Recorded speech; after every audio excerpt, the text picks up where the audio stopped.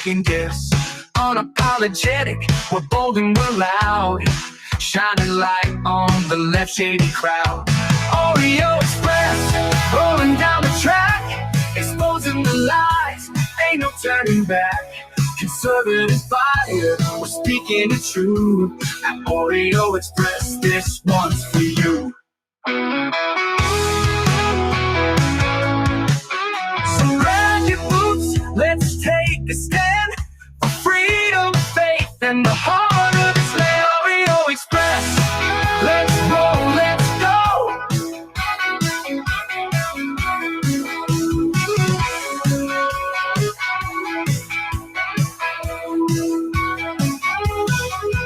So grab your boots, let's take a stand for freedom, faith, and the heart of this land. Oreo Express. Celebrate our newest launch, Rev 7.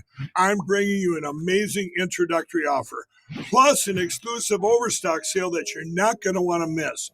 Rev 7 is our premium energy drink that tastes great and gives you energy all day with no jitters and no crashes. That's because there's no sugar and no caffeine. I'm so sure you're going to love Rev 7 that for a limited time you can try our 3-pack absolutely free. Or check out our Percale bed sheets. I can't believe I'm even going to say this. Every color, every style, every size, only $29.88. So go to mypillow.com or call the number on your screen. Use your promo code to save 20% on our Rev 7 12-packs or try our introductory 3-pack absolutely free. And our Percale bed sheets, all sizes, only $29.88, even the queens and kings. Inventory is extremely limited, so order now. That's right, folks. Welcome back. Thank you for coming back to the Oreo Express for today's show. And don't forget, head over to mypillow.com. You still got opportunity to get it before Christmas. You get free shipping if you use promo code Oreo and discounts up to 50%. So head over to mypillow.com. I'm wearing the MyPillow slippers right now. I'm telling you. Go over there, check out all the great things they have, and don't forget they're always America first and America only at mypillow.com. So go check them out. Well, welcome everybody. Thank you for tuning in. We missed the first show because we got the excitement of dropping off all the bikes that you guys purchased for all the children who kind of go without sometimes and are going to have some great presents this year to celebrate Christmas. So I want to thank you all and welcome back. Welcome back. It is Monday. It feels like a Monday too, man. It's been a busy week over the last 7-8 days. So check this out, guys. Let me see who's in the comments over here. El Ralphie, hello. Susan K. Spencer, Sugar Bear, Texas Bigfoot, Nola, Sundown. Let's see who else is in there. Deb V, Texas Bigfoot. Let's see. Don Patrol. Thank you, Don Patrol. Don Patrol covered the rest of the bikes. You guys know yesterday we went over our budget a little with taxes and everything. And Don Patrol sent over a PayPal yesterday to help cover that. So give Don Patrol a big shout out. We appreciate you. John Yarder's in the house. Jazzy Cat's in the house. See who else is popping in here. Old Uncle Bill's in the house. Trina's in the house. Thank you guys for tuning in. If I could ask you to do that favor, we got a big show for you today. We're going to talk a lot. We got some different stuff. We're going to mention Erica Kirk and where she's at today. We got Rob Reiner and his wife murdered, and the son has been arrested. Got some details on that. Also, Trump's comments on that. We have some updates on the Brown University shooting. As you guys know, yesterday, not the suspect, but the person of interest was released. FBI did release another video today. Still not that clear, but they are searching that area where the video came from. And Gavin Newsom, the Prop 50 lawsuit starts today. And boy, I guess Gavin Newsom said it was a bogus lawsuit. But from what I'm understanding, he's got 13 taxpayer-funded attorneys in court. Wow. Pretty awesome. Pretty awesome. So we're going to talk about all that and a lot more. I appreciate y'all. I'm going to do this 2 times today. The beginning, because there's still a lot of people getting in here, but it's just it's the momentum we need to keep going right here. And I'm going to do it at the end of the show also. Take a look at this. If those of you that missed it yesterday, let's see. We'll show you some of the video here of us and all the bikes that you guys helped facilitate for those children. Take a look at this. We went to Walmart last night. We picked up, what was it, 22 bikes? 22 bikes, I believe. Let's see, 6. That's 10, 20. Yep, 22 bikes. Take a look at this. After all the fees, I think we got 1476 total. And look at what this is providing. It's going to be amazing. Amazing, guys. Caden was a big helper. We're He gonna went have to with play me this Tetris morning even and with dropped a that off. trailer And I here. told you we would have to, when we're in that trailer, check this Take a out. look Get at it. over here to the trailer Thank you, part. Caden? We had to rent a U-Haul trailer. You guys are awesome. Hey, Rock. Yes. Oreo Army Strong. Hey, what do you think? Big ones up front? And then the small ones they fit in between.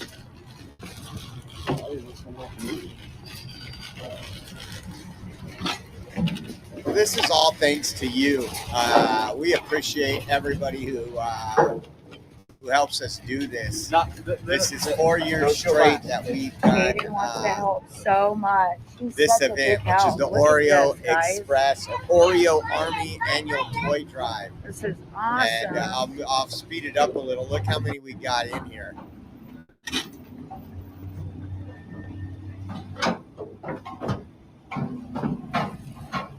Thank you, Jaylen, for posting that. To enter the raffle for the beautiful cross to win. It's good. Also, Zelle is already done without all of you, so we appreciate you.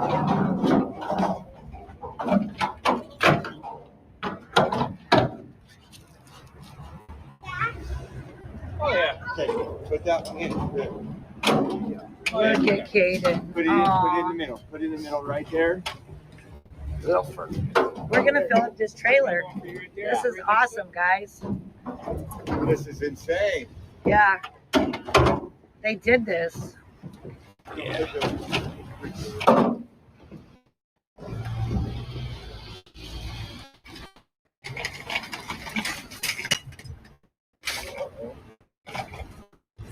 Wow, that's a lot of cookies.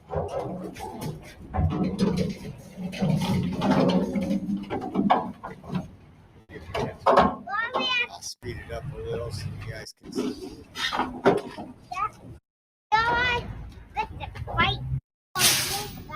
This is awesome. Show is coming to an end. Look at that. All right. A whole trailer full of bikes, guys. And again, I am blessed to be able to use this platform to do things like this. And the only reason we are blessed to be able to do that is because you guys. And so big shout out to you all. Big shout out to you all. I'm telling you, there's a lot of people that Christmas is really depressing.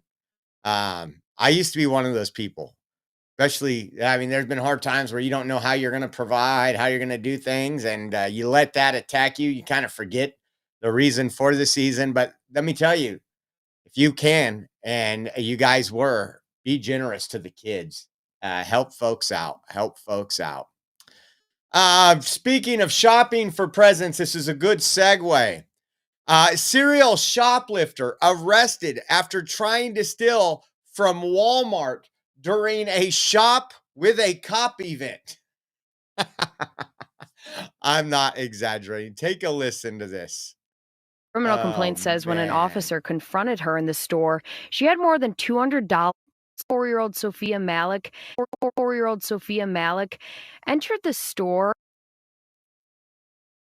to steal. My felony retail theft just entered Walmart. Just 3 days before the event, prosecutors say Malik stole more than $600 worth of items from the same Walmart location. But this time, when she returned, That's her. police not only knew who she was, She's walking back towards the toys from the paint. She's wearing black coats. they knew they could stop her. We're walking right next to her. She's putting stuff in her car. A criminal complaint says when an officer confronted her in the store, she had more than $200 worth of items in her cart and told them she was, quote, just trying to get gifts for her kids. Eventually, it says she admitted to stealing and told detectives, quote, she would have shoplifted again, but changed her mind because of the amount of police in the store. Well, a couple lessons to be learned: don't steal. And secondly, when there is police around, this is why we want to fund the police. Criminals don't want to do criminal acts. But man, $600 worth of stuff, and then there was shop with a cop day. 4-year-old Sophia Malik. Don't do that. Don't do that. Don't do that. Please, please. There's a lot of charities, a lot of churches, and a lot of other places that will help you out during Christmas. I just thought we'd play some Clown World stuff. We know that Democrats continue to release photos that have been released for a long time, but what they do is they redact some of the pictures. They put a black square on it so you makes you think Trump's with minors. MSNBC still doing it even after it's been exposed. This is Trump when he was with the Hawaiian Tropic models.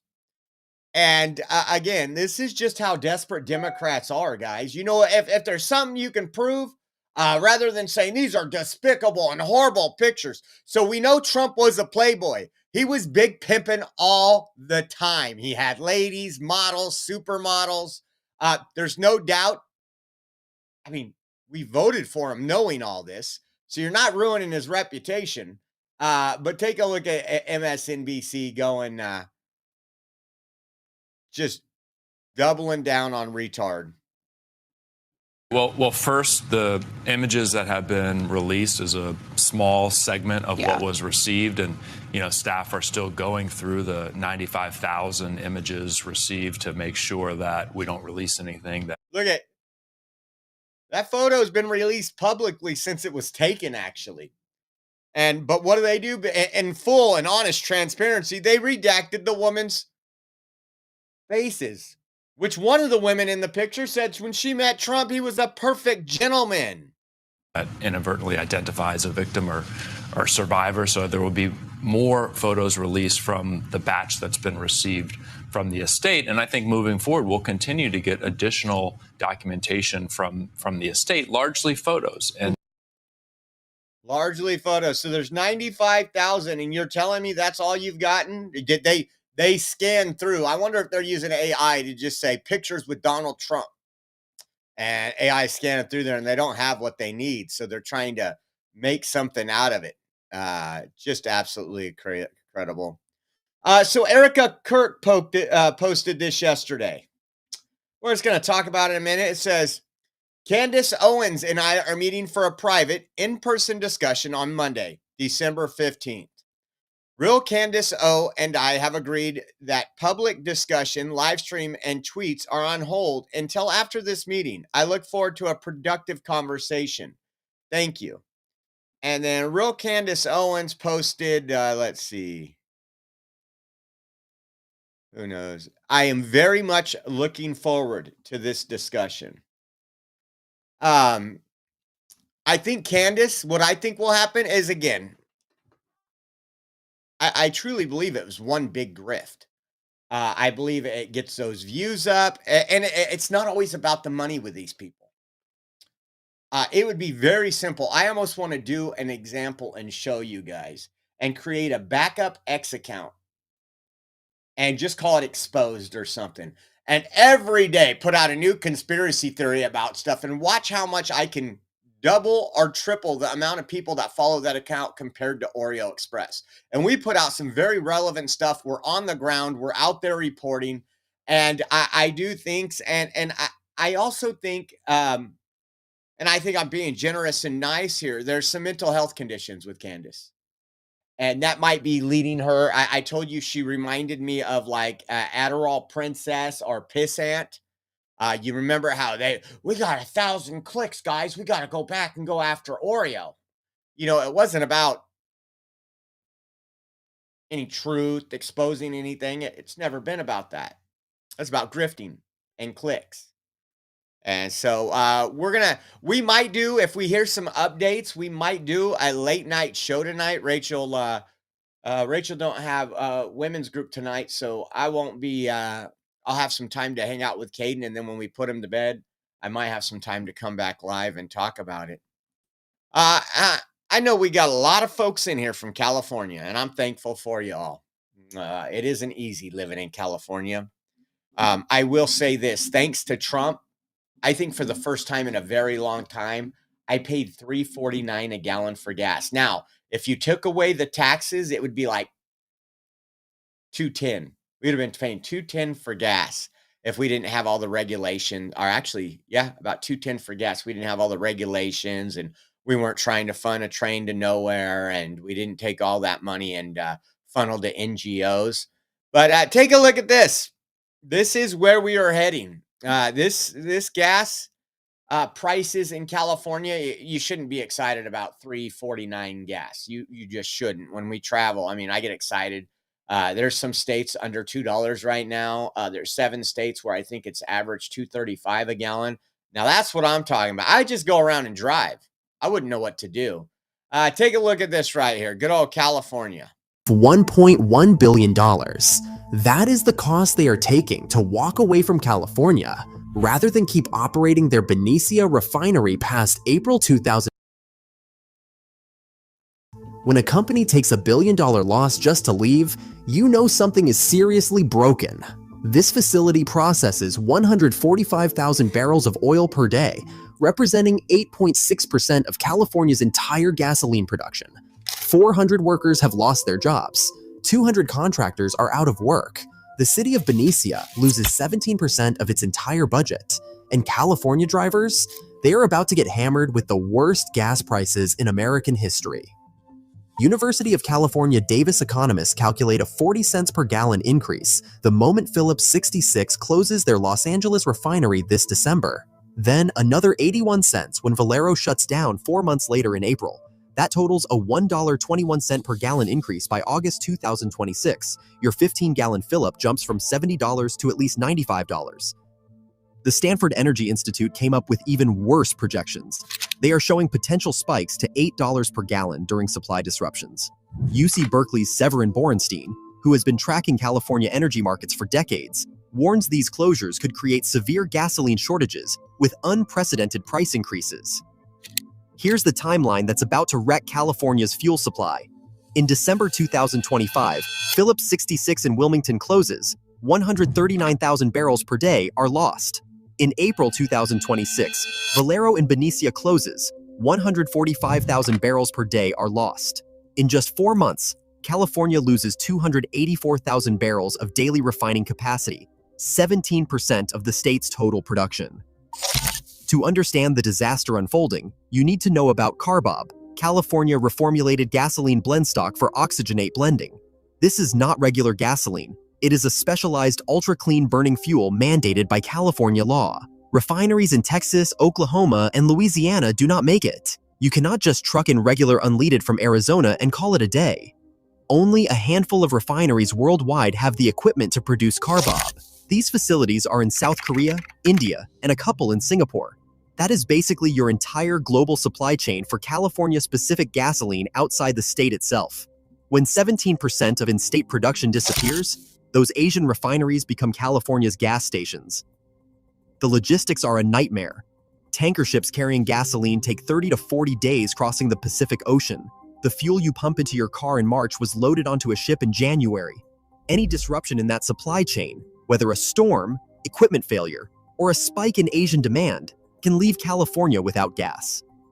California Energy Commission data shows the state already hit record imports in May 2025, 210,000 barrels per day.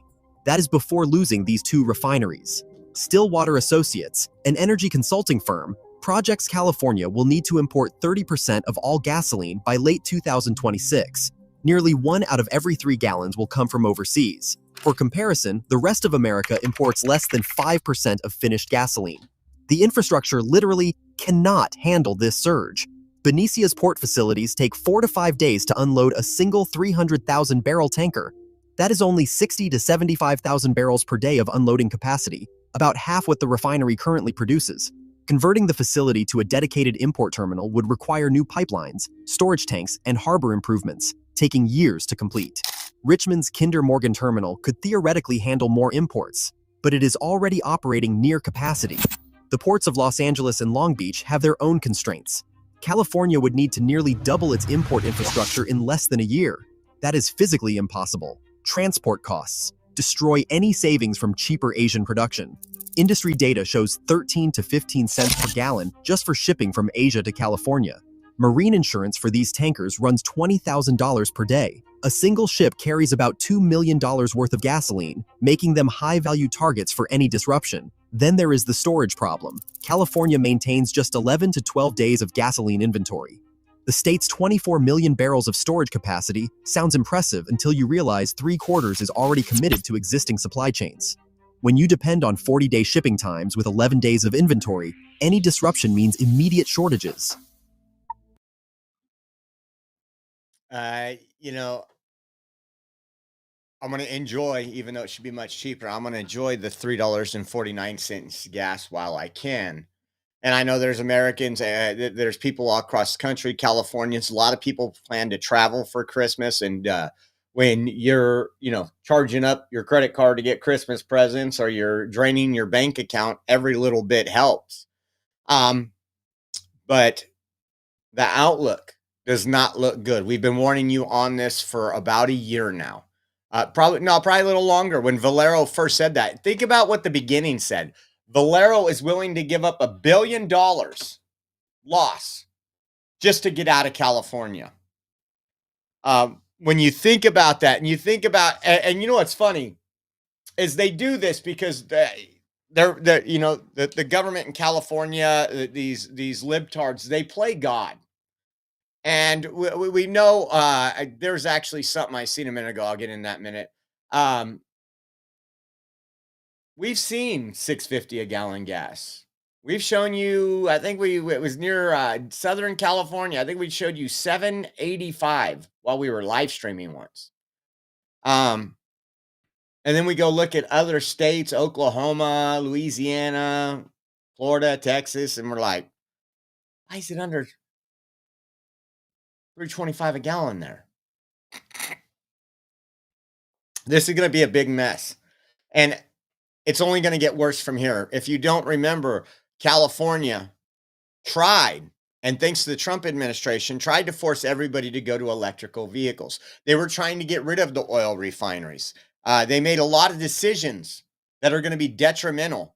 I think we should have a choice. I would like to have both an electric car and a gas car. Just for our family car, an electric car would be superb for going to the gym, grocery shopping, dropping Caden off, going to sporting events, but we do travel a lot. So for that, I would want a gas vehicle. But it's going to be damn near impossible for folks to survive. Low income people, and this is what Democrat policies hurt the most.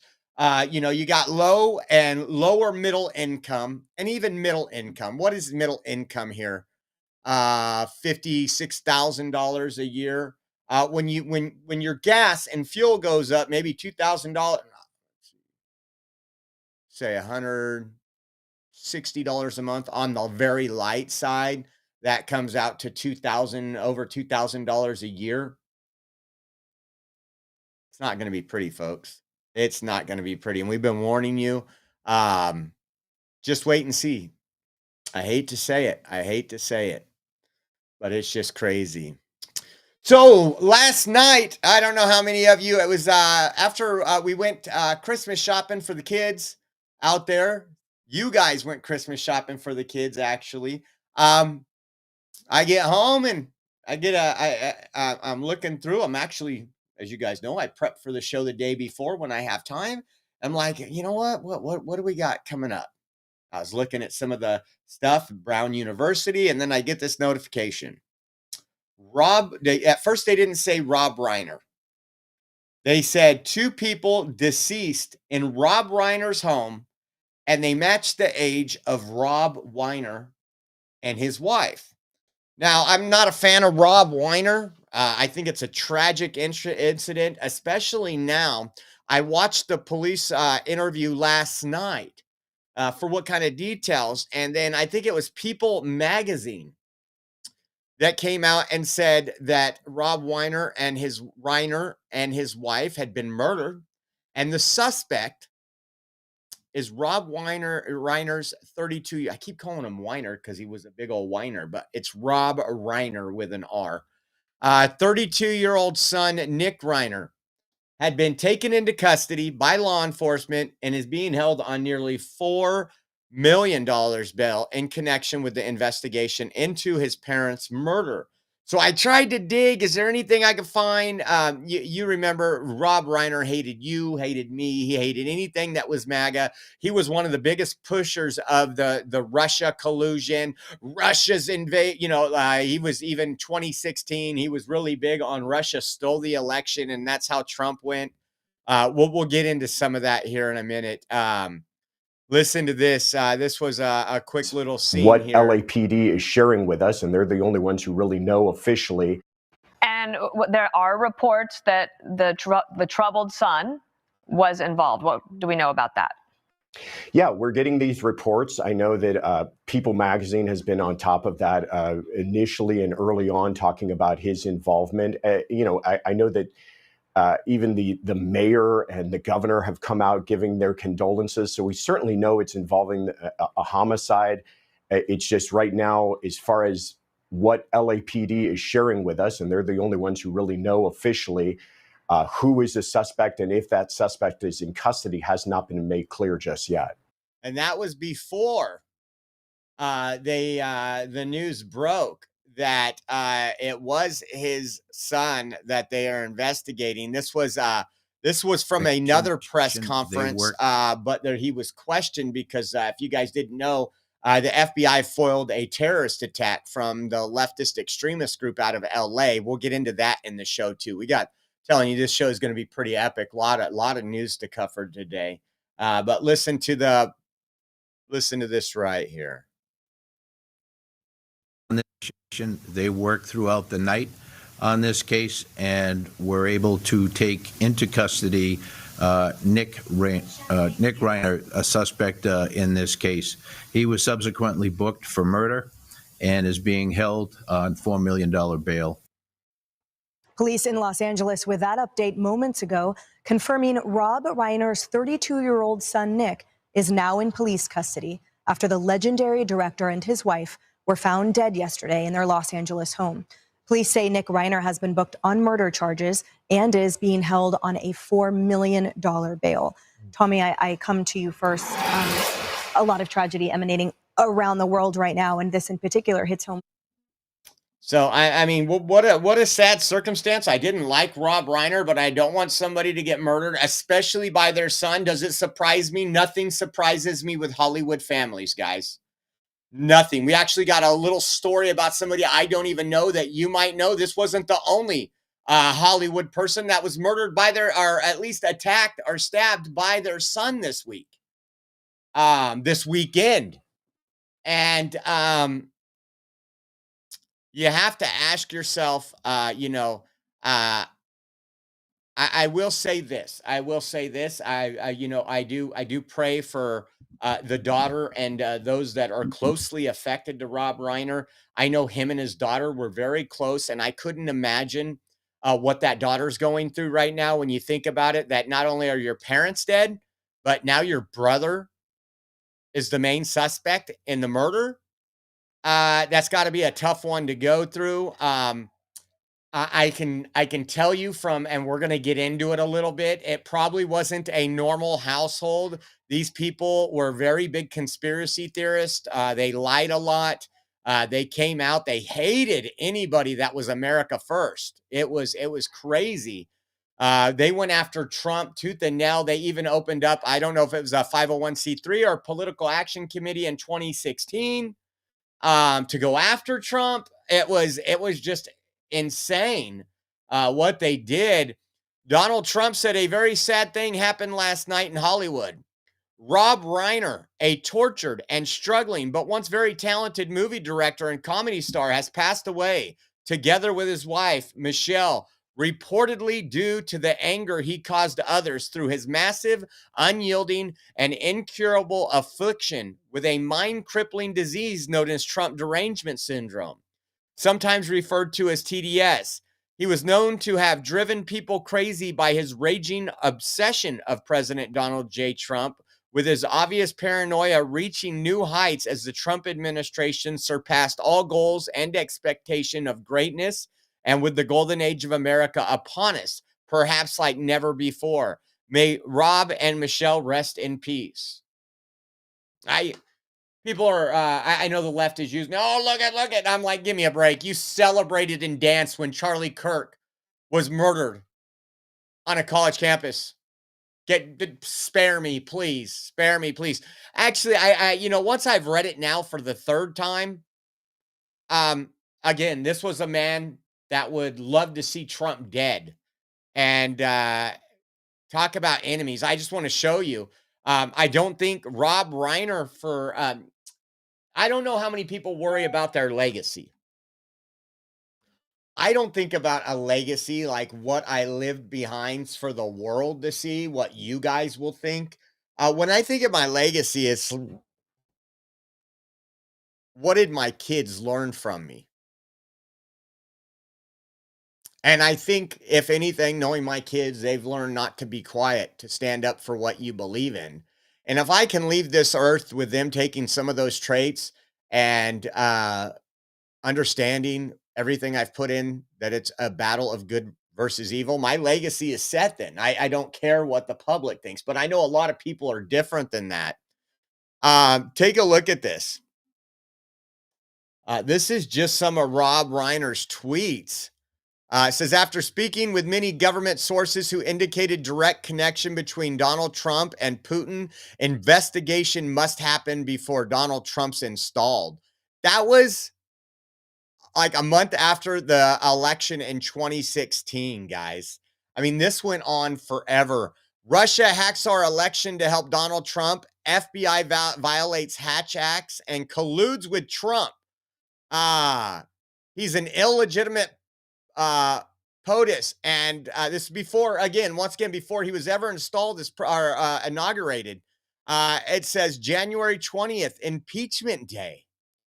Let me move on. This is, let's go to 2017. David Korn on Amjoy made the case close. Donald Trump's tweet admitted Russian attack makes Donald Trump complicit. He aided and abetted. Hashtag treason.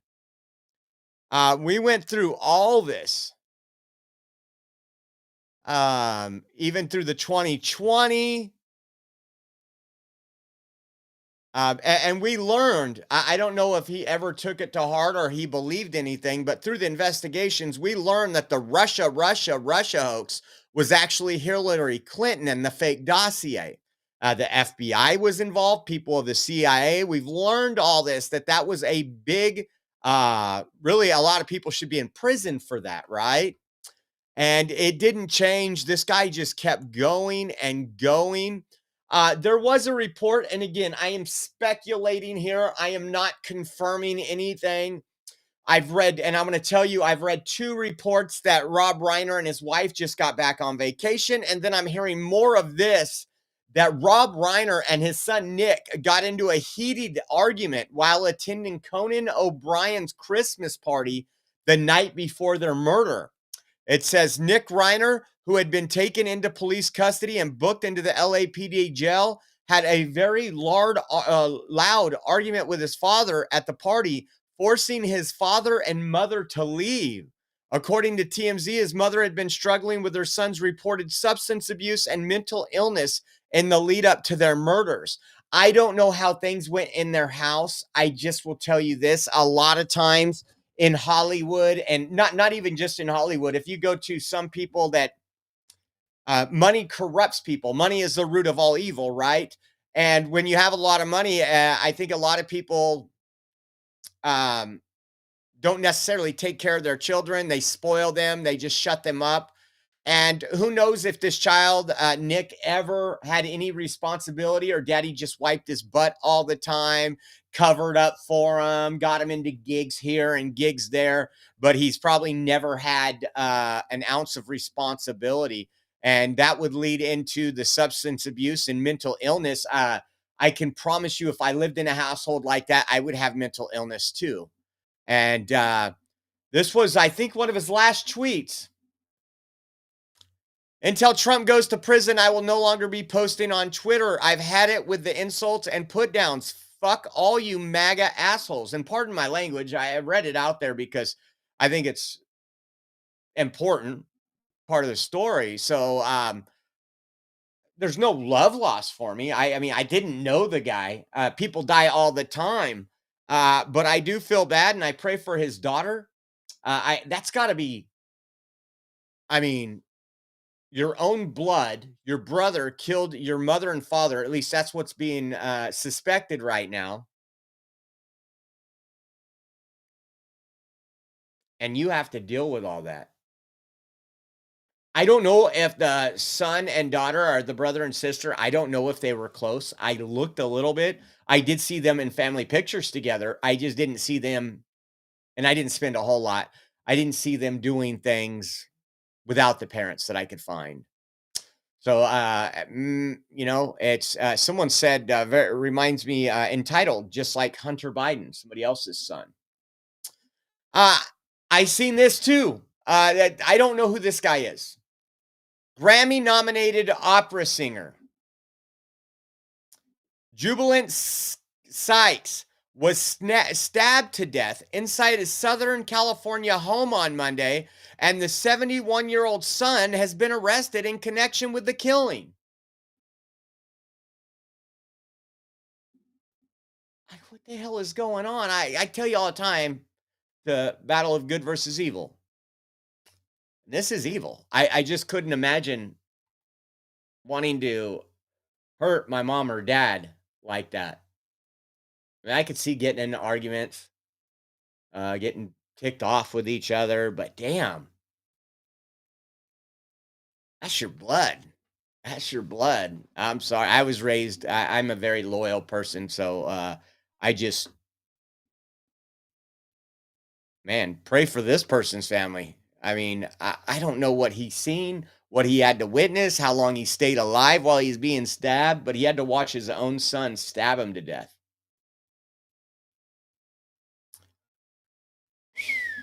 Man. I want to get into this a little bit before we get into the FBI takedown of some of these terrorist groups that we know are running rampant. And thank you to Kash Patel and the hard work of the FBI. We're going to talk about that in a minute. But we're also going to talk about what Australia's leader is now saying. Like I said yesterday, more gun control. But he's also said, guess the biggest threat to Australia is us right-wingers. You can't make it up. We're going to get into all that, but I wanted to play this right here. There's a couple, I think there's two different videos, has to do with CNN. And listen to this. We need to acknowledge, I think we should absolutely select the best of the best. It should be an individual. They're talking about immigration and who's coming into the country. The best of the best. That's what Trump wants, is a merit-based system. Choice. But I think we can also acknowledge there are certain cultures that are not compatible with America. Which ones? Well, if we look at Europe, actually, there was a lawyer this week who argued that an Afghan immigrant who raped a woman shouldn't be charged or shouldn't have a penalty because his culture said that women weren't free and equal. We're seeing 70. Are you listening to that? This is what we're up against. And again, France has fallen, although UK has fallen. 77% of rapes in France are from migrants. So there 77% of rapes, 77% of rapes in France are from migrants. We're seeing 77% of rapes in France are from migrants. So there is a real question that people on the right have What are the cultures? about certain cultures. What are the cultures? The cultures that are okay with that. The cultures that are okay with female genital mutilation. So, I mean, is it... And Democrats are great with male and female gender mutilization. That was just a slap in the face. Is it Afghanistan? Is it Africans? What is it? Like, well, that's all she wants is race-based. She don't want to talk about cultures. Cultures exist between different races. There's white people wearing the jihadi dish towel all over New York and doing terrorist acts against Jews. They weren't born in Afghanistan. How are we gonna define 90+% of women have female genital mutilation. How are we gonna define culture? What about the people fleeing female genital mutilation? Are you gonna allow them in? Are they allowed in? I mean, if you are Somali, and you're a woman and you're fleeing, you're actually trying to leave because the FBI is now arresting people for bringing that with them. If you want to leave another country, Afghanistan, because you want to be able to read, the United States says you are not allowed in. I don't know what the problem is here. Why does it have to be the United States? Why do we have to be the tit on the cow that everybody gets to suck off of? There's other countries because they want these people here because they want to change Western civilization. If you refuse to assimilate, if you don't want to love this country, if you don't want to work hard, if you don't want to keep this country clean, we've seen what immigration has done. And no, it's not all of them, for God's sakes.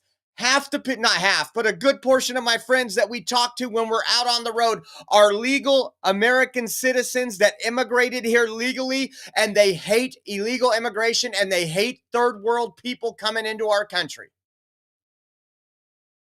Just insane. Listen to the rest of this. But CNN, they're not going to be on America's side.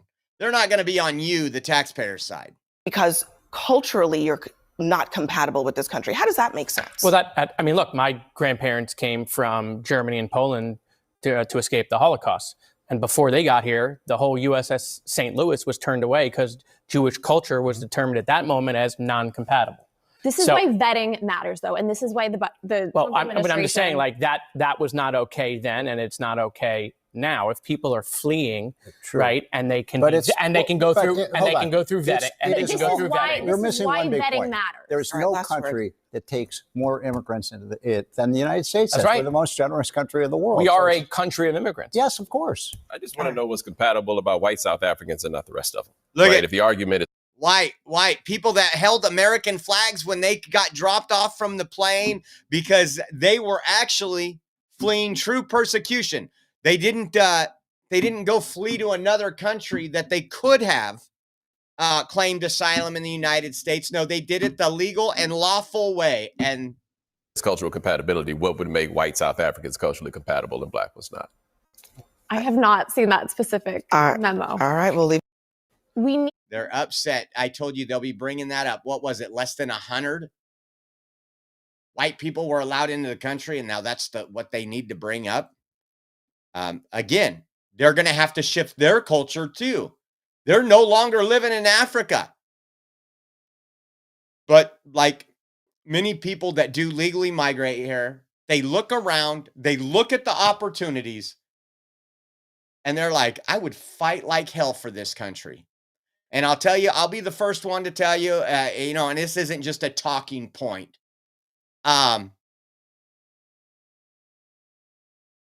If it came down to it, I'd be first in line. Put me in, coach, to fight for this country, even though I knew I was going to die.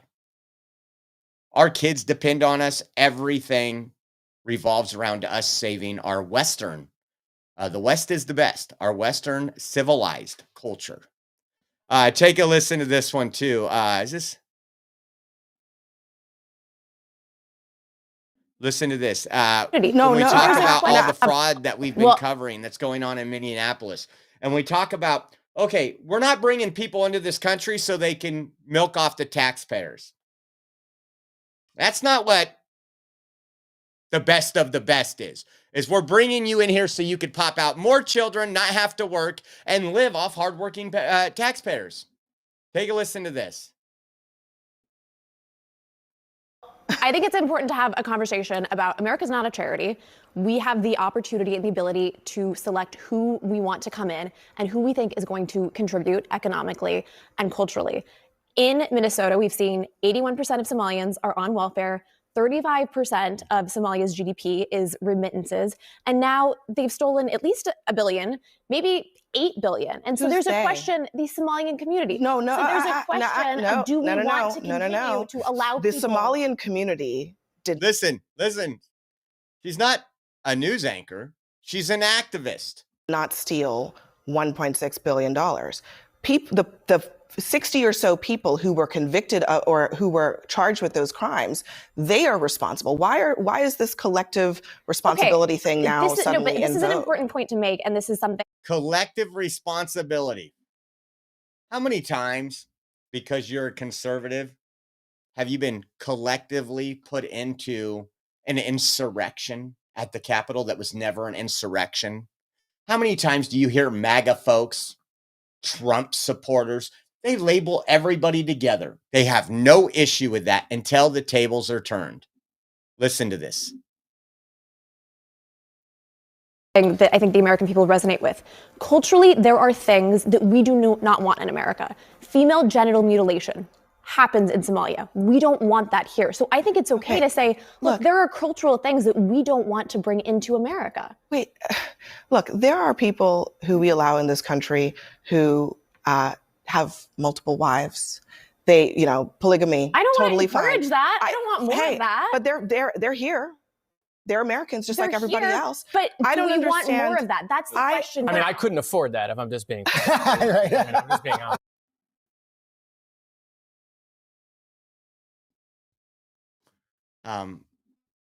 I kind of skipped over the one part. In Minnesota, we've seen 81% of Somalians are on welfare. 81% of Somalians. So, and Biden loved this. That's why he kept giving more and more temporary protection status. Because once you get temporary protection status, then you're just like an average American taxpayer. You get EBT, you get Section 8, you get medical, you get all these things. And that's another way to overwhelm the system, make these insurance companies richer, and say, well, there's no way we can end Obamacare. We've got 48 million people on. And that's what they're fighting for. That's what Democrats are fighting for. All right. So we got some interesting news that I seen this morning when was it? When I was done dropping off the bikes this morning. Says, just in, FBI foils New Year's Eve bomb attack. 4 individuals have been arrested who are anti-capitalist members of the Turtle Island Liberation Front.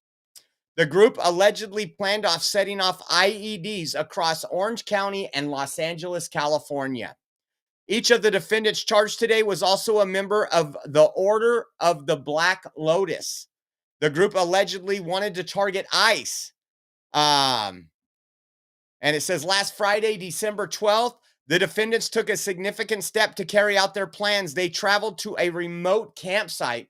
And guess what? FBI was on it. We got some of that video. Take a listen to this right here, guys. God bless Bill Siley. Dante Gaff. The 4 defendants are Audrey Carroll, 30 years. Pictures, I think we have them somewhere. We'll put them up here. Audrey Carroll, 30 years old. Zachary Aaron Page, 32. Dante Gaffield, 24. And Tina Lay, 41. Each from the Los Angeles area. Each is charged with conspiracy and possession of an unregistered destructive device in violation of Title 26, United States Code Section 5861D. We intend to file additional charges in the coming weeks as we finish reviewing the evidence. The defendants are all radical anti-government members of the Turtle Island Liberation Front, which, according to their own social media, is an anti-capitalist, anti-government movement that calls for their associates to rise up and fight back against capitalism. One of the leaders of the organization, defendant Audrey Carroll, helped organize an even more radical faction of the group called the Order of the Black Lotus. Each of the defendants charged today was also a member of the Order of the Black Lotus. Carol described this group to her co-conspirators as everything radical. As detailed in the federal complaint, which we will now make public, in November 2025, defendant Carol created a detailed bombing plot to use explosive devices to attack 5 or more locations across Southern California on this upcoming New Year's Eve. Carol and her co-defendant, Zachary Page, led the effort to obtain and build the bombs and to recruit others to join in their plot. Carol's bomb plot was explicit. It included a step-by-step instructions to build IEDs or improvised explosive devices and listed multiple targets across Orange County and Los Angeles. Carol also made clear her desires. She said, quote, "What we are doing will be considered a terrorist act." Carol and Page also discussed plans for follow-up attacks after their bombings, which included plans to target ICE agents and vehicles with pipe bombs. Carol stated that those plans would, quote, "take some of them out and scare the rest." Throughout early December, the co-conspirators discussed their plans during an in-person meeting in Los Angeles and through an encrypted messaging application. As part of the plan, the 4 defendants plan to build test bombs in the Mojave Desert. You're going to hear more details about the bombs they intended to build and how the operation went down in the desert here shortly from the FBI Assistant Director in charge. In preparation for the plan, the co-conspirators purchased multiple pieces of bomb-making materials and discussed their travel plans to the desert. Last Friday, December 12th, the defendants took a significant step to carry out their plans. They traveled to the remote campsite, which you're going to see some video of, in the desert, and they began unloading their bomb-making materials to assemble and test the bombs. They had everything they needed to make an operational bomb at that location, and they were subsequently arrested by the FBI before they could build a functional explosive device. Shortly after the defendants were taken into custody, the FBI executed multiple search warrants, including at the defendants' Southern California residence and other locations throughout the country. I'll highlight some of the items found during those searches over the weekend. For example, in Carol's residence, law enforcement found multiple posters and materials associated with Turtle Island Liberation Front, including posters stating, quote, "Death to America, long live Turtle Island and Palestine," and, quote, "Death to ICE, Turtle Island Liberation Front." In Page's residence, law enforcement found a copy of the detailed bomb attack plan. This case is another reminder about the dangers that radicalized Antifa-like groups pose to public safety and the rule of law. Through the tireless work of our prosecutors in my office and our law enforcement partners, which you will hear from today, we disrupted this terror plot before buildings were demolished or innocent people were killed. Great work by the FBI for sure. A lot of times these radical leftists, I mean, it's anti-American. These groups are anti-American, anti-capitalism. They are encouraged by legacy news, legacy media that continues to tell them they're the victim. It's not their laziness or their inabilities to go out and earn. It's actually the government and the bad people and ICE.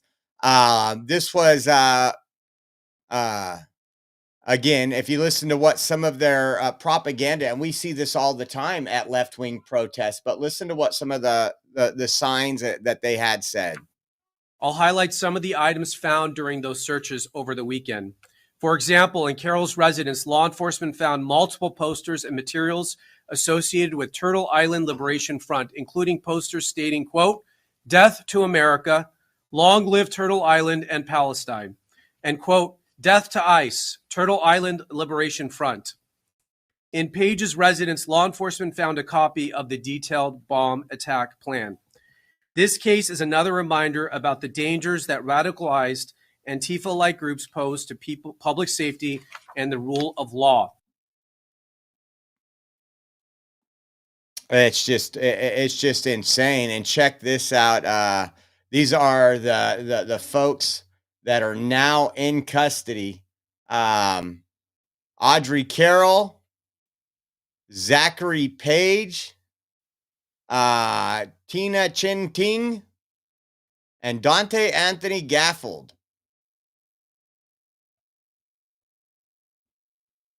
There's probably a lot more of this going on in the country. I hope we can do some work to get those. Here's some pictures of some of the signs, and once the search warrant was executed. And then here is the picture. All the stuff they sent. They went to a remote spot in the desert to practice their bomb making extravaganza, if you will. And then if you watch this, this is the surveillance video that the FBI shared. Take a look at this. They were going to create these bombs. So, as I mentioned in my talking points, a group of individuals, again members of this anti-government group, traveled out to the desert to test their explosive devices. They had precursor chemicals there, and they were going to create these bombs in the desert. What they are starting to do is put their chemicals and wares and the components out on the table there. This footage that you're watching is from our surveillance plane, and then what happened after this is the Los Angeles FBI SWAT team, along with the FBI's hostage rescue team, moved in and arrested all 4 subjects without incident. So, as I mentioned in my talking points, hopefully during this investigation, individuals, again, it leads to more arrests. These people network very well. They network very well. Very similar to Antifa and other domestic terrorist and foreign terrorist organizations. They don't always have a sign-up sheet to be involved in their group. I know that's what Democrats like to say. Well, who's the leader? You don't always need a leader. A lot of these liberation groups do have leaders. It's just like this is no difference in the Brown Berets or La Raza that just hate America. All these cockroaches you see out here that are trying to destroy America, fight against ICE, put America last, put illegals first. And good job on the FBI. I think we're going to be seeing more and more busts like this now that we actually have an FBI that isn't focused on parents at school board meetings.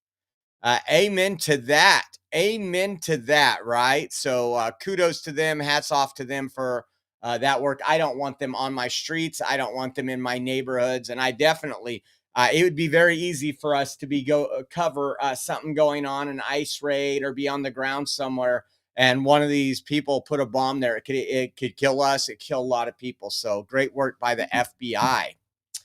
Now, last week we covered, was it last week or the week before? I haven't had much sleep.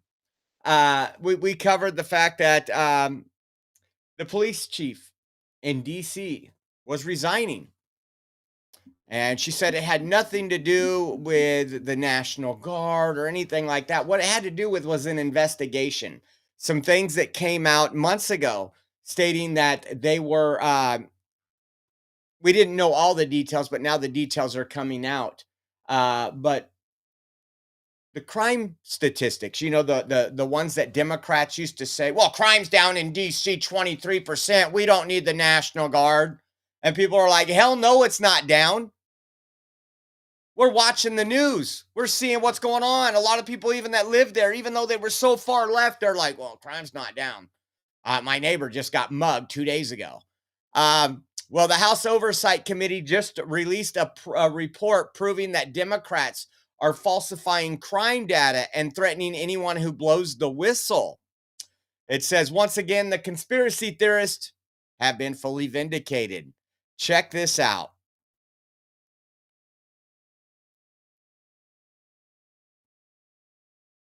Bill, what you find out? Bill, good morning to you. Those House Oversight Committee Republicans say the bottom line of what their investigation found is that the outgoing D.C. police chief was essentially cooking the books on crime data and trying to make the city seem a whole lot safer than it really was. Now, those House Republicans say what their investigation consisted of was interviewing all 7 commanders of D.C. Metro Police's patrol districts, including a former commander who's currently suspended for allegedly tampering with crime stats in his own district. And these are some of the conclusions they've made in their report. They allege that D.C. Metro Police Chief Pamela Smith pressured commanders to report lower crime stats by any means necessary. The commanders testified that Chief Smith even pushed them to pursue lesser charges that aren't publicly reported, even for serious crimes, and she required certain crimes to be reviewed by her office. Now, the report also says police commanders testified that Chief Smith punished them and retaliated against them if they tried to report accurate rising crime data, even berating them in meetings and individually to pressure them into reporting those lower crime figures. Now, in a statement on the report, House Oversight Committee Chairman James Comer says in part, quote, Chief Pamela Smith coerced staff to report artificially low crime data and cultivated a culture of fear to achieve her agenda. Chief Smith's decision to mislead the public by manipulating crime statistics is dangerous and undermines trust in both local leadership and law enforcement. And that report went on to say that those D.C. police commanders testified that President Trump's federal takeover of their department and his deployment of the National Guard to the streets here in D.C. were both effective in terms of reducing overall crime. Okay. Send it back to you. Bill. So I just remember this. We have a lot of this going on. California is a big one. Different areas like LA, Sacramento, even. A lot of crime is not reported. As you heard there, they were ordered to, when they had a serious crime, to charge with a less, a different code. You know, violation code 1234, so it wouldn't be reported and it wouldn't hit FBI statistics. We heard at the end of Joe Biden's term, when the election was going on, that crime is down. They were trying to do that, and we're showing you stuff every night, and then we're like, what the heck? How is crime down? A lot of people, especially in California, don't even call the police on certain items. A simple assault. Your car was broken into, you didn't have insurance, it isn't going to do anything for you to file a police report. There's a lot of things, especially in San Francisco. And we heard that the left and everybody like Harry that gets paid to tweet for Democrats kept saying this false narrative that Trump was lying. Trump was lying. Rep. James Comer posted this today. Police commanders not only stated Chief Pamela Smith pressured staff to cook the books on crime data, they also confirmed President Trump's law and order surge in D.C. is effective. Question, have you found the surge to be helpful in your district? Yes, I would be lying if I said it didn't.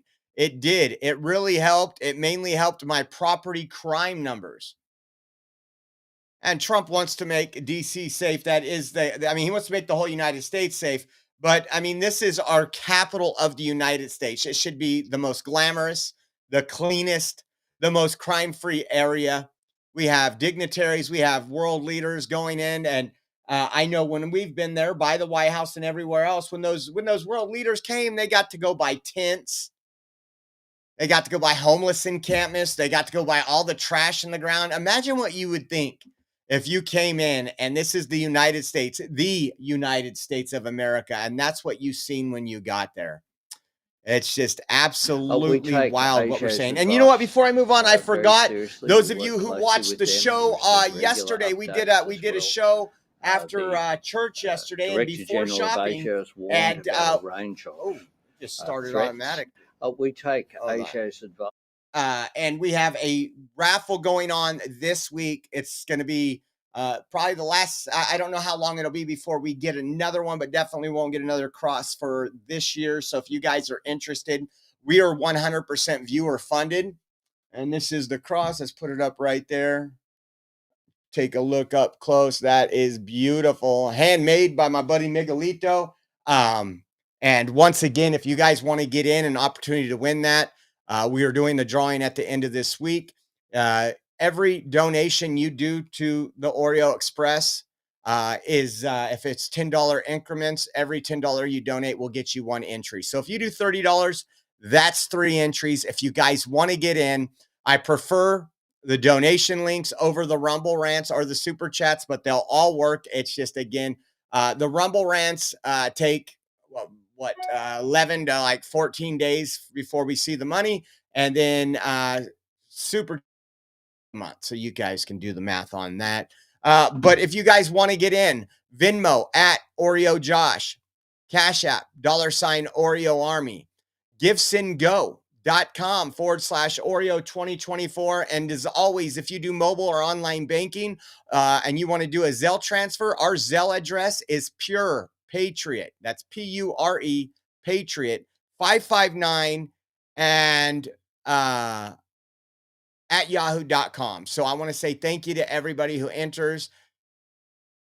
Yes, Karen, you are in for 20. You are in for 20. Thank you so much, Karen. Appreciate you. And this is, again, start off the new year with a beautiful cross, a little Christmas gift for yourself, guys. And you're helping us out here at the same time. So thank you to everybody. And is B. Mikey in here? I don't know if B. Mikey was in here the end of last week. He donated, and I wanted to give him a shout out while he was in the chat, and I haven't seen him. I know he usually comes in on the morning shows, but we didn't have one. I'll give him a shout out later, but I just thought maybe he was in here. And again, we appreciate all your guys' support as we head into the new year. We got some crazy stuff going on. And so was it Saturday or it was Sunday? One of those days we were talking about yesterday we covered the shooting in Australia. I'm just thinking about it now.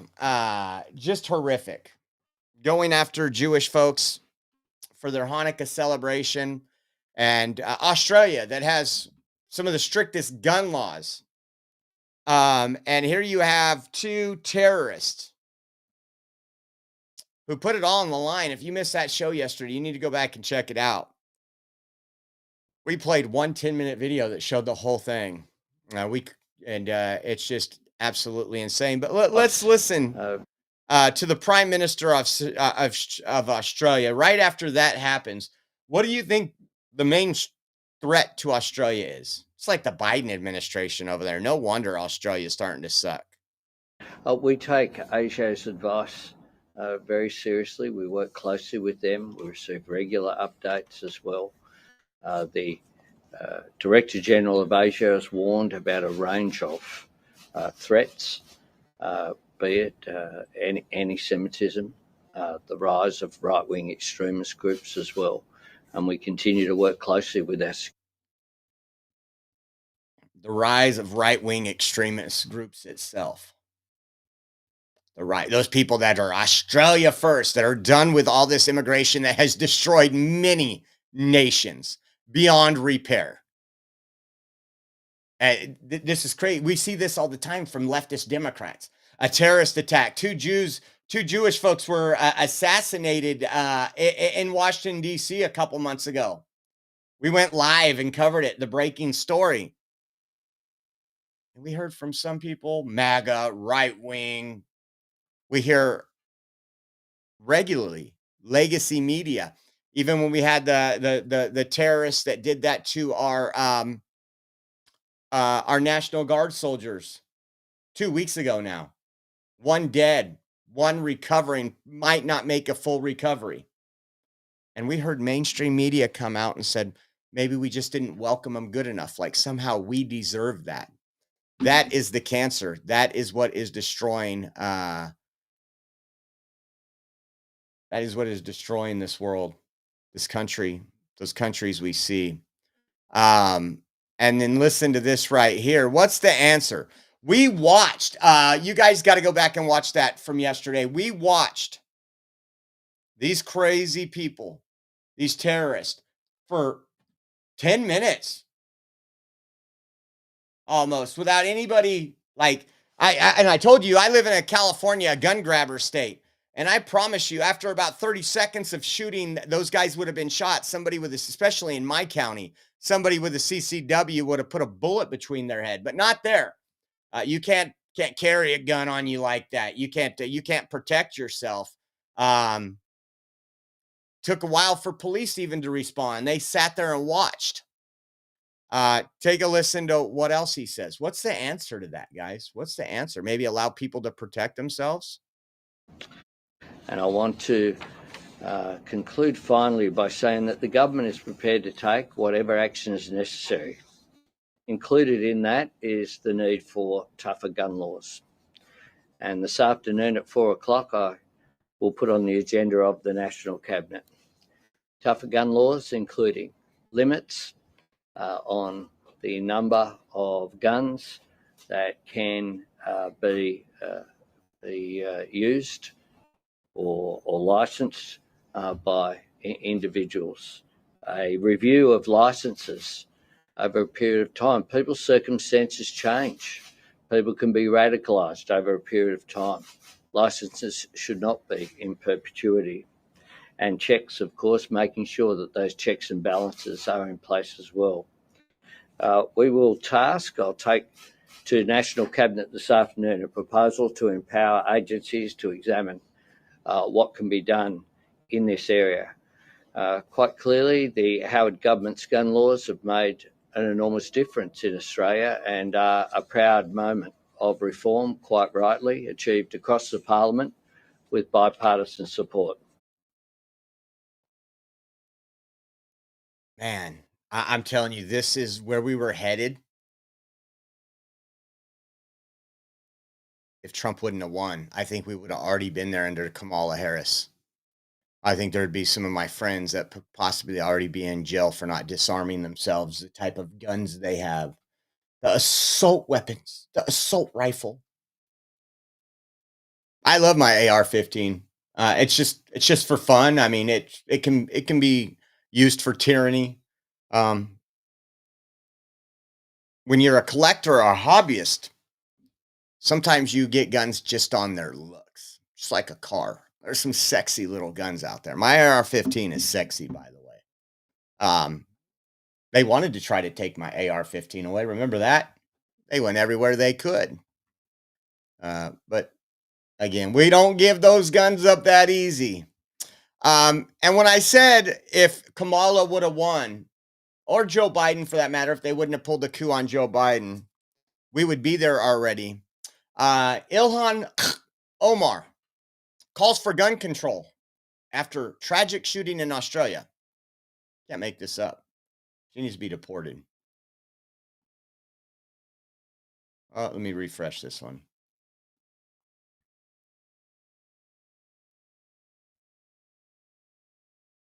Become a normal occurrence, not just in the United States, but now seeing it in Australia, who's worked really hard to create gun prevention. Why is it doing that? To create gun prevention. Prevent the kind of tragedy that took place today. So we need, instead of just banning Muslims, she wants to take away your Second Amendment right. I'm not for the latter. We need to vet people better that comes into this country. We've seen, when you really talk about what we've seen with terrorist attacks, and you've seen things that hit this nation really big, it has to do with left-wing ideology, whether it's Charlie Kirk, whether it's a Catholic Christian school, whatever it is, has to do from the Democrat ideology. Or there's a combination there. People that came into this country unvetted, hate America, hate everything it stands for, burns our American flag out there, talks about oppression like Trump says about Ilhan Omar. She fled a country, doesn't even really have a government, murders all the time, just an absolute crap hole. And she comes here and she bitches about this country. I'm sorry, folks. I'm done with people coming over here and doing that. And I think we're seeing it. And a lot of it, she's an anti-Semite. A lot of them are, and I don't like to overuse that word. Again, I don't believe in specialized categories, whether you're gay, lesbian, we put everybody on a pedestal and then we leave the average person like way down here. Oh, you're a straight white male? There's no protection for you. It's not a hate crime, all these things.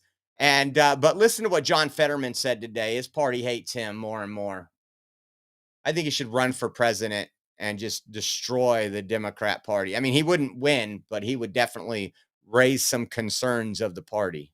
Mainstream outlets like the New York Times is constantly a strong anti views on those things, and other media as well, to call it what it is. And now here in my own party, I've been incredibly disappointed, and people are trying to pretend these kinds of words and terms like, from the river to the sea, or to globalize the intifada and all those other things. We all know what this means, and I refuse to pander to that. Yeah, I do too. What we've seen in Australia, what we've seen with our National Guardsmen, that is globalize the intifada. That's what that means. That's why at first they were denouncing it, even people on the left after October 7th. You remember, oh, we can't say that. From the river to the sea, that means you're wiping Israel off the map.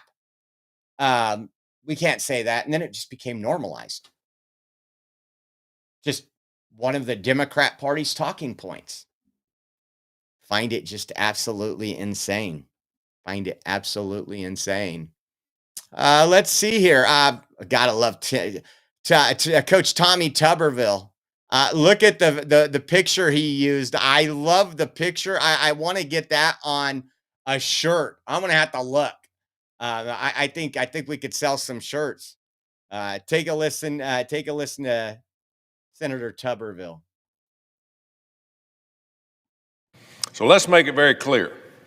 The Afghan terrorists attacked these two shoulders because that is what Islam teaches. It says to kill all infidels. That means all people who don't believe in Islam. So let's not mince words about this. Islamists want every single American, and especially Americans, they want them dead. Well, there you have it. There you have it, folks.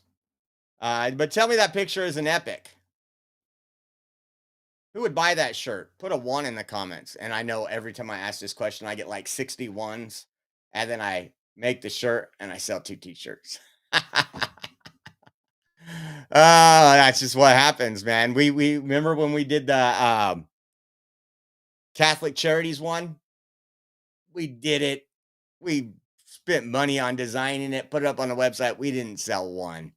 So I got to be careful what I ask on here. Now, if you think this is just isolated incident, check this out. If you don't think this is a problem, and again, it's not just a problem with Jews or anti-Semitism. There is an entire left-wing group that hates Christianity, hates people that actually go by the actual Bible. Take a look at this right here. This was over the weekend. Redlands, California, a pretty predominantly conservative area. We're up in Redlands quite a bit, and we're with a lot of friends from Redlands that go with the Northern Patriot groups. A car drove by firing shots at a home with a Hanukkah display, and they screamed "F the Jews" before driving away.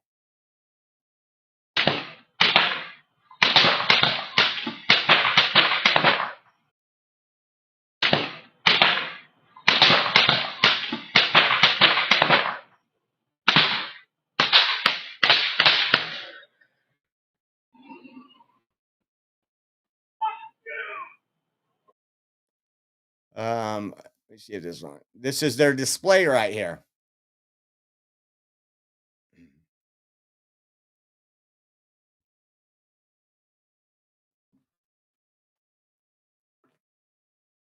So again, I don't think Gavin Newsom's made a statement. because he's not going to stand. He wants to globalize the Intifada. I pray for this country. I think, again, I will encourage everybody to pray for the country, but I encourage you, and I use this example. I was a little potent today. Again, prayer is important, but if your child got shot in the leg and was bleeding pretty heavily, you would pray, right? And then you would take action. You would get them to an emergency room, a doctor, somebody that knew how to do a tourniquet, or do a tourniquet yourself. You wouldn't just pray and be like, man, it's just going to heal up on its own right there. Come on, get in a car. No, we need to take action. And I told you, everybody got all lethargic. Trump won. Told you I've run into numerous people. Hey, Josh, how you doing in town? No, I really haven't done anything since Trump won. Taking a little break. Tell me it's December 15th and you're still on break. You're a Democrat if you are. We need to get involved in the school board meetings, make sure the children, because they go after the children. You've seen what happens with our youth right now, those people graduating high school and college right now. They might be able to take a test score and get a 98, but they get 100% on being anti-American. And that's up to us. That's up to us. We have to fight. Board of Supervisors, City Council. So as you guys know, yesterday, the person of interest for the Brown University shooting over the weekend was released. Take a listen to this.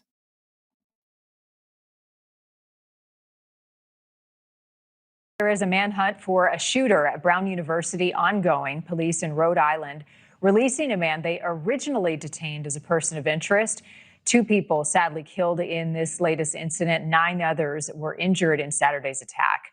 A roommate of one of the victims saying it just doesn't feel real. News Nation's Marcus Espinoza joining us in Providence with more on the manhunt and the latest investigation. Marcus. Hey, Marnie, good morning. I just want to know, that is the about 11th police car I've seen speed past us. We don't know what it's related to yet.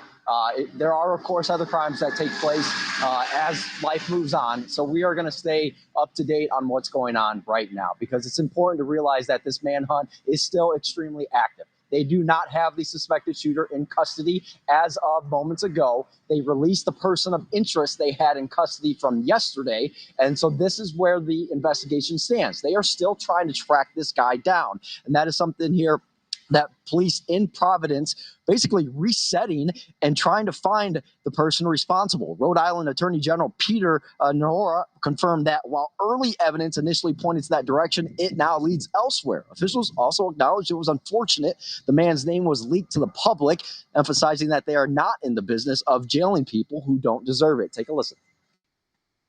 That sometimes you head in one direction and then you have to regroup and go in another. There was some degree of evidence that pointed to this individual. That evidence now points in a different direction. So there's been a lot of questions. We've questioned it. I think the Rhode Island police, the university, just totally muffed this whole thing from the beginning. The FBI is going in there drastically trying to find evidence, trying to locate this suspect. Remember, even during the press conference we played for you, this was a big part of the press conference. He's not a suspect. He is a person of interest. So take a listen to this right here. I got to refresh that one. How you all are working together to garner that information. Custody is the wrong word. Someone being detained. The wrong word. Now someone's in custody. How you all are working together to garner that information. Custody is the wrong word. Someone being detained, rather. Correct. And so, yeah, someone being detained. So they were being careful in a sense on how they portrayed it from the beginning. There was Trump was asked about this during he was honoring Border Patrol today and those people that are securing our border, our military and everybody else. And he was asked after he gave some awards away. See what happens. We're going to see what happens. Hopefully they're going to capture this animal. Hopefully they're going to capture it. Has Kash Patel told you why it's been so difficult for the FBI to identify who the shooter is? You notice there, because it's Trump's FBI, now they're having a problem identifying. Not a problem. People get away. Local police, again, 800 cameras. That's the university, and I'm sure Kash Patel's working on all that. No, we got one extra video shared. That's not the FBI, folks. The FBI instantly went in there and deployed technology to track cell phones. That's what got him to the the person they thought was a suspect. But listen to Trump. Well, it's always difficult. So far, we've done a very good job of doing it with Charlie, with, the various times this has happened. They've done it in pretty much record time. But you'd really have to ask the school a little bit more. I would have to agree on that. So let's move forward and see if the next one's the new video. Providence police now believe they found a second video of the Brown University shooter, which is somehow worse than the first video. Take a look at this video. I'll see if I can zoom it in for you. Let's see. There's a little black shadow walking right there.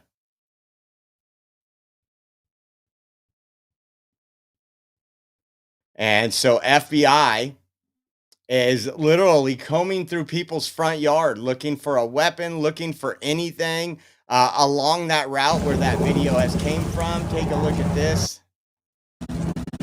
The first thing I'm just going to tell you I would have done if I was the police, way before FBI landed, if anybody has security cameras, can you please look at your security cameras between this time and see if you see anything suspicious?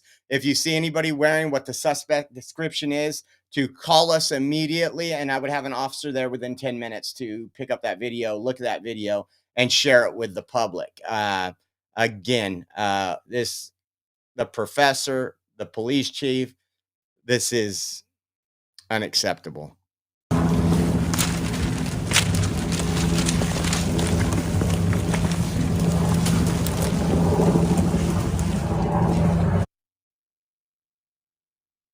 So that was them. They're going through yards, checking under the snow. So we'll give you updates. There might be another update that I've missed since I've started the show. I will check on that when the show we get towards the end of the show. Don't forget, this is your week, guys. This is your week. Get in. Get in. Check that beautiful cross out. Look at that. I like it. I like it. Might have to buy my own raffle tickets. No, we got the beautiful Oreo Army cross in the back.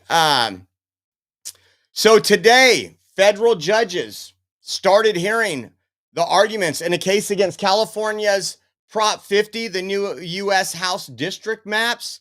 This was from last night, and then we'll get into today. But I just want you to listen to this right here. How confident are you with the Supreme Court allowing Texas to keep its maps, and justices noting that states, including California, are basically just trying to give their dominant political party the upper hand here? I mean, how confident are you that this lawsuit really goes anywhere? Well, so this lawsuit is actually a lot closer to the lawsuit that Texas faced in 2021 and that Louisiana had faced in 2021 as well, talking about how these districts really do suppress other minority groups. And that's exactly what we're saying, is if the state of California and the people who drew the maps decided to use the Voter Rights Act to justify how they drew these districts, they need to make sure that they have all of the justifiable reasons. We do not believe they had that. If you look at the state of California, we have a Latino and a Hispanic larger population. They are actually the largest ethnic group in the state of California. And yet when Paul Mitchell put out these maps, he said the first thing he did was draw more racially drawn Latino districts. Well, if Latinos do make up the majority or the plurality in this state, then why do they need more VRA-style districts? And does that constitute a barrier to other minority groups? We believe it does. But not only that, if you look at the Jingles case and the standard that was created under Jingles in 1986, there has to be a ethnic barrier too that justifies the reason why you race-based redistrict. Well, and this is a big reason why I decided to bring this lawsuit is I represent one of the widest districts here in the state of California. I am Polynesian. I am the first Polynesian ever elected to the state legislature here in California. So it proves that even in white majority districts here, there is not an ethnic barrier for drawing VRA districts. So that was that. That's actually David Tongipaw. That is my representative here, where I live here.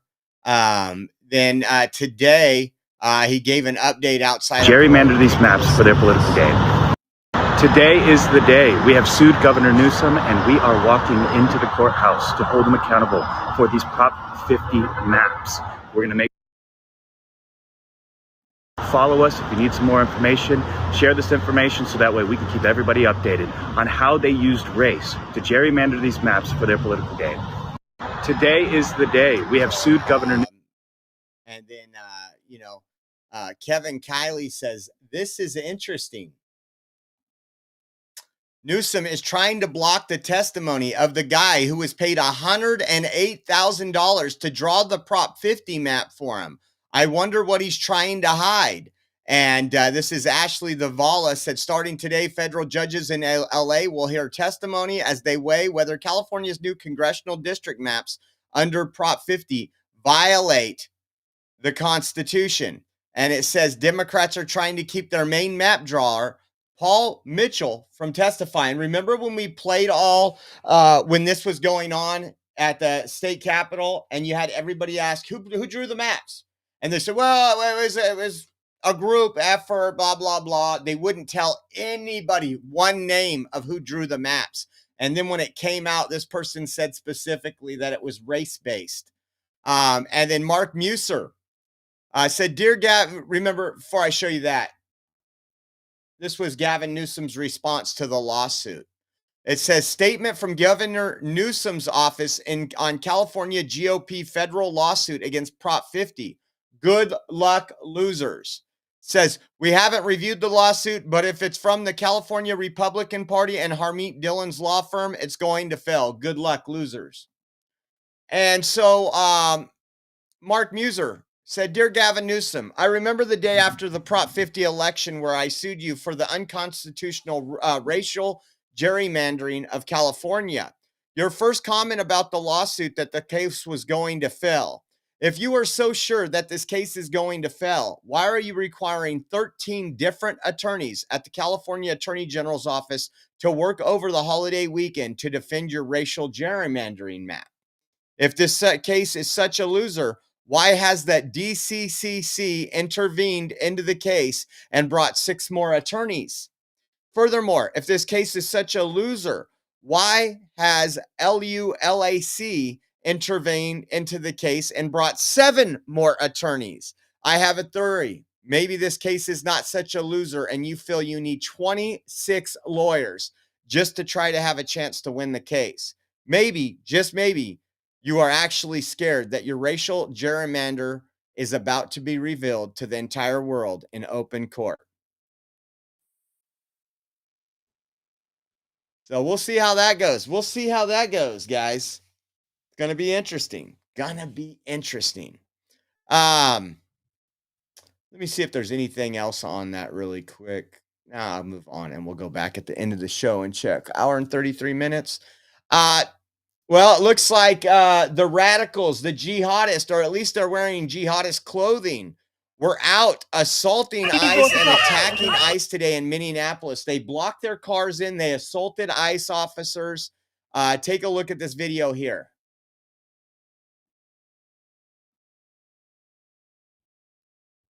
The guy is also cop. Okay. Yes. He's right there. Down in the middle. He's a cop. You get arrested for the cop? He's a cop.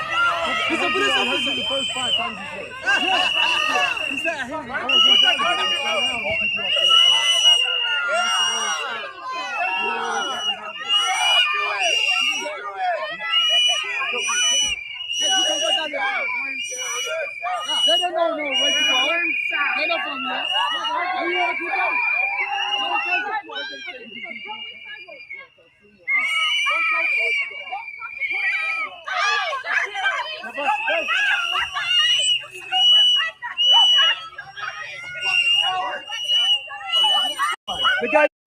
I'll show you some other stuff too. It got a little heated over there, and take a look at this.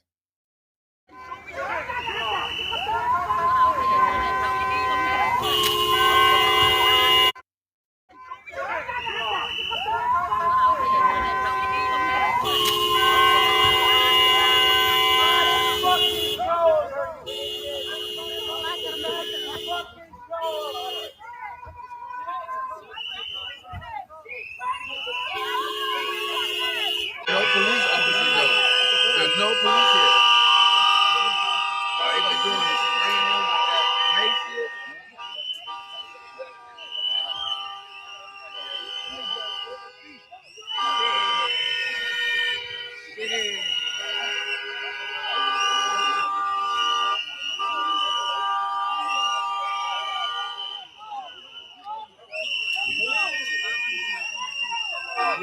He was in there last night. That's who he was talking to. They friends again. They're blocking federal agents from doing their job right there. Kan hadda asaga iyaga waay gaarigaas yarka iyagaa wata can you believe it nolol ma ugu xirna ay dhehaysa fiirihe nolol ku jeedo afka hore ugu xiran iyo wejiga baawur caadi aan u malaynaya weli waa ku jiraan kan day nolol ugu xiran ma jeedaa dabadii afka buriya Send in the military, folks. Send in the karmeel military. albaabkaasa loo soo xiro oo baarkinka u xirnaa u malaynaya soo xireen kuwan booliiska isku haleynaya rooyaan ila wadan ninkaa xawlo soo noqonaa muubaxo the hell soo baxuu la-ayaa miskiinka hadda waa kuwaanaya kan ice waay ma jeedaa labadan gaari iyo kaaska labo kanna booliiska waa kaas hore ilaa halkaasaa laga soo burinoyaa hana waxay dhehaysa booliiska ice nolol may leeyihiin kahor ma jeedaa nolol saaca cidaa waa baxeen booliiska See, I think there's one more on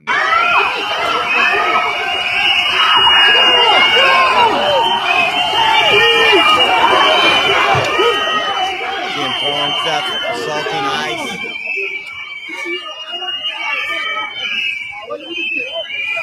Now, the interesting thing is ICE called the local police department. Said, hey, this is getting out of control here. Says federal ICE agents requested assistance after a large group of protesters surrounded them and were reportedly assaulting agents while blocking their vehicles in the street. The agents were attempting to leave the area but were unable to move due to the crowd. Minneapolis police responded and were ordered to disengage after officials determined there was no active life threats. It says other agencies were sent in to help with crowd control, and an ambulance is staged nearby in case of injuries. So the Minneapolis police said, no, we can't engage. That's the freaking, oh man, I don't want to go there. I don't even want to go there.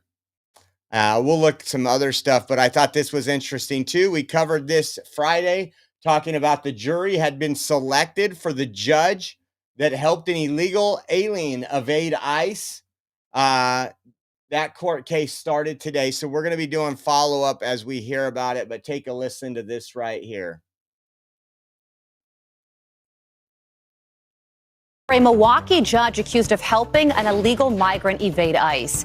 Judge Hannah Dugan allegedly tried to distract agents by falsely telling officers they needed a judicial warrant as they were trying to arrest a Mexican national who was in this country illegally. She could face up to 6 years in prison if.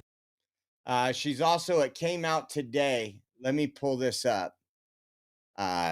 That she had told somebody, I'll take the heat for this. So let me see. I wonder if that one comes up.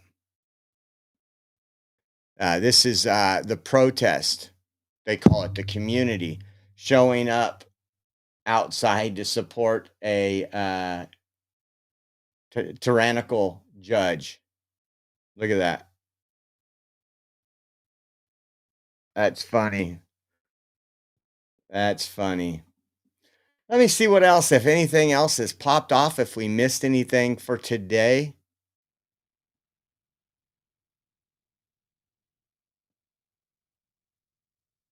Come on. Not post from 4 weeks ago. New video of the possible Brown University shooter has just been released from a private home cameras prior to the shooting.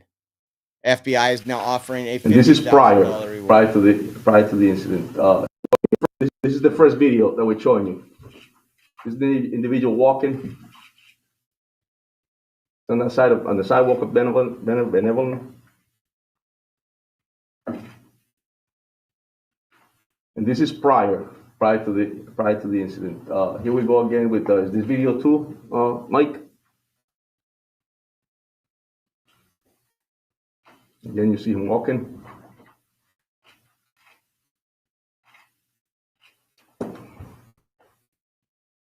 Move on to the third video.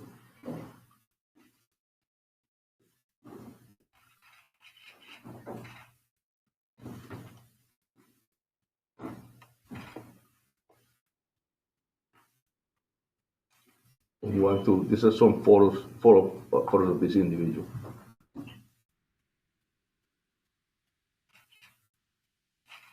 And they will all be timestamped.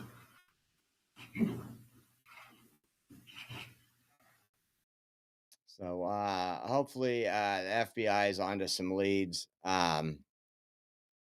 Just horrible. Oh, this was interesting. So we know that Trump was partially elected in a major way to reform the CDC, reform these people from the tyrannical orders of you staying in your home, you not being able to be with loved ones, all this other stuff. And California, good old California, is now bringing on former CDC director Dr. Susan Monteros to launch a public health network innovation exchange that will work with to move California and the nation forward, despite CDC's retreat from science under the Trump administration. Remember, this person was ousted. This person was caught in many lies, no longer part of the CDC. And so Gavin Newsom has now picked her up. More of my tax dollars going to waste. But listen to this. The Public Health Network Innovation Exchange lays the foundation of a new future of public health in California. When it comes to health technology and innovation, California is uniquely positioned to lead this moment. California is home to many of the world's largest AI and technology companies, thousands of biotechnology and life sciences companies, and dozens of globally recognized academic and research institutions. California is also so fortunate to have some of the world's leading private and philanthropic investors collectively supporting billions of dollars in health technology innovation across the state and around the world. Aligned with the overall goals of Phoenix, I will provide California with support to harness these extraordinary assets by working alongside non-government investment and innovation partners. Non-government, NGOs, somebody's getting rich again, non-government. But that's California. That's what we're working on. While we have a budget shortfall, we're giving free entrance to illegal aliens. Our roads, our gas price is still the highest in the nation. Our electricity price is the highest in the nation. And again, trying to almost a little civil war between Trump. Everything that people elected him to do, Trump's going to try to do, or Gavin's going to try to do the opposite.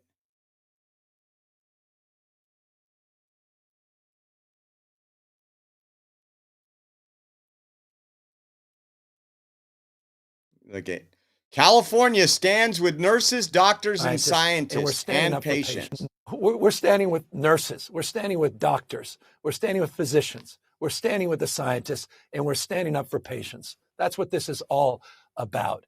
And we're trying to just cut through all the BS that's going on in Washington, D.C. and the vandalism.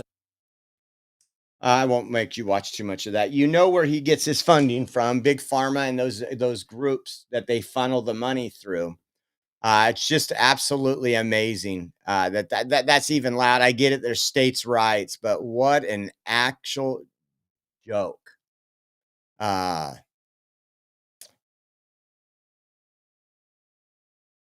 Get all that. Let's see if there's anything else.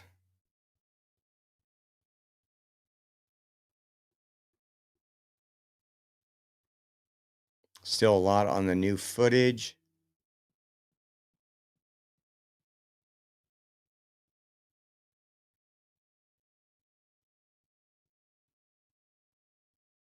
Oh, that's cool. I guess they were striking Starbucks baristas. We're blocking a major Starbucks distribution roasting facility for over 3 hours in Nevada.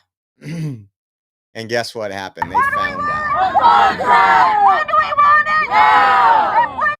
What do we want? Contract! What do we want it now? If we don't get it, shut it down! If we don't get it, shut it down!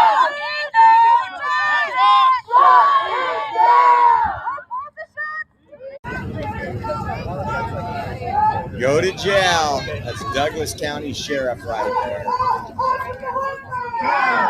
Incredible what we are seeing.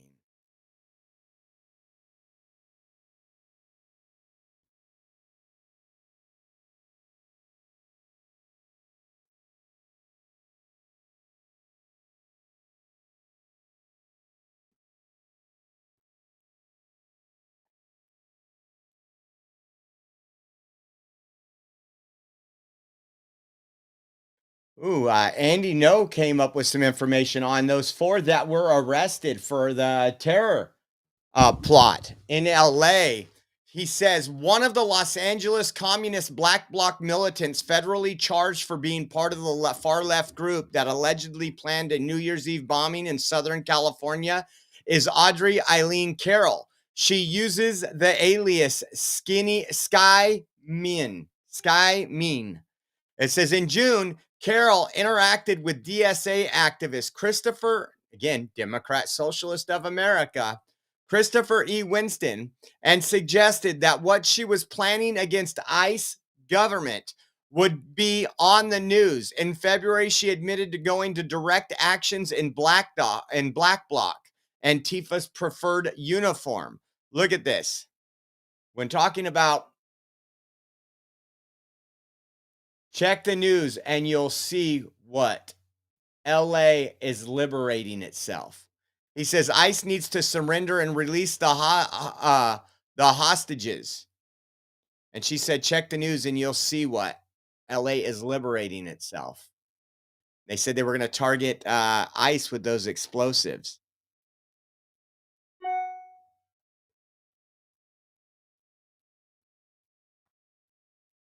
I'm just checking. I want to put this back up there. For those of you that weren't here, I want to say thank you to those folks that donated. We did all the shopping yesterday for the bikes, and they've been dropped off this morning. The rental trailer's been returned, but take a look at this. We went and able to buy 22 bikes for some of the less fortunate children in the Fresno area. And take a look at this right here. Let's see. Just want to show you this. I told you I would show you at the beginning and the end because this is incredible. And next year, we're going to try to double this. Hold on, All right. All right, we're going to watch. We're going to watch them right there. load the trailer. Look at you guys. We couldn't even fit everything in the vehicle this year. We had to rent a U-Haul trailer. You guys are awesome. Hey, Rock. Yes. Oreo Thank you, Karen, for the 5 gifted subscriptions. And then the small ones we can fit in between.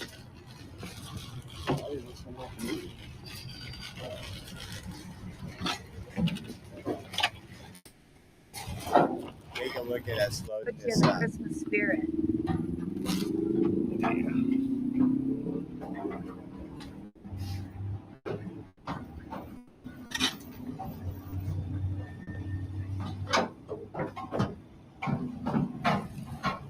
Thank you, Jalen.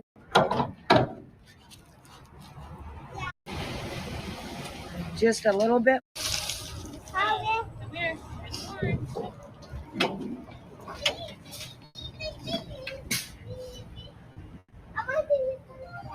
Here,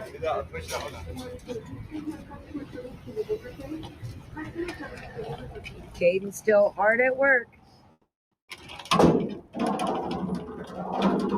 Look at him. He's a pro.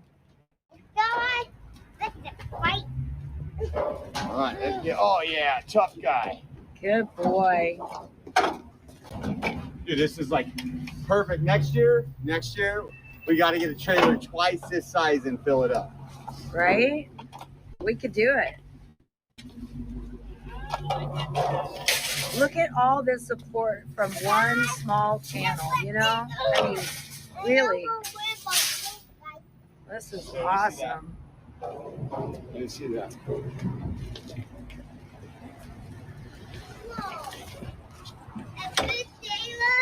All right, I'm going to show you guys. This is what it looks like. All right. Great. So thank you to everybody who donated. This is our 4th annual Oreo Army toy drive. And there's a lot of children that don't get to experience some excitement on Christmas Day or Christmas Eve or however they celebrate. And so awesome that you guys allow us to do this. And we just want to say thank you. Again, don't forget, we have our raffle going on here at the end of this week.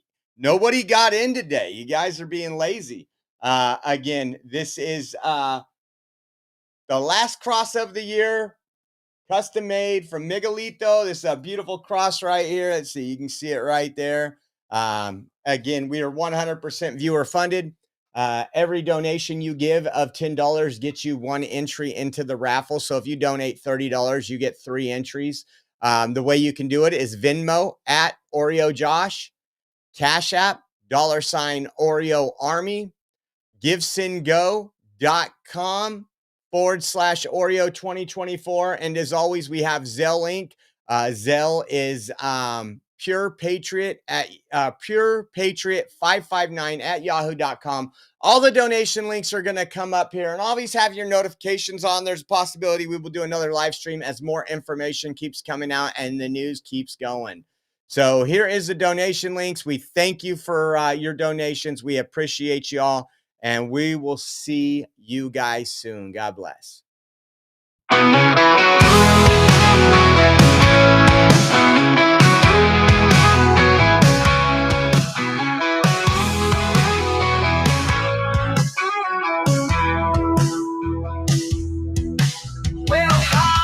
The Oreo Express, where truth don't hide and we don't second guess. Unapologetic, we're bold and we're loud, shining light on the left shady crowd. Oreo Express, rolling down the track, exposing the lies, ain't no turning back.